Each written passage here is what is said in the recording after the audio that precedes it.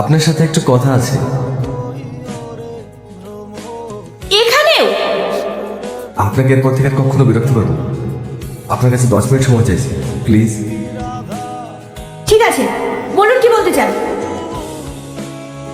আপনাকে আমার ভীষণ পছন্দ, আপনাকে আমি বিয়ে করতে চাই। আপনি আমাকে চিনলেন না, জানলেন না, হুট করে বলছেন বিয়ে করব? আমি সব জানি। মানে? আমি বাবার মুখ থেকে সব শুনেছি, আপনি একজন বিধবা, তাই তো? হ্যাঁ, এটা আপনার কোনো সমস্যা নেই? না, নেই। আপনি জানেন সমাজে বিধবাদেরকে কোন চোখে দেখে? জানি। কে কি বললো তাতে আমার কোনো যায় আসে না।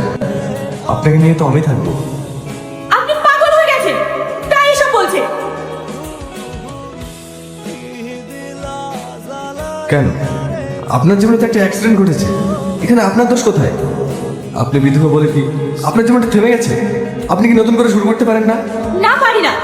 এই যে বড় বড় কথা বলছেন, এটা আজ আছে, বিয়ের পর পর আর থাকবে না। পরিবারের সাথে সাথে আপনিও আমাকে কথা শোনাতে ছাড়বেন না। বোঝা গেছে? এবার আসুন।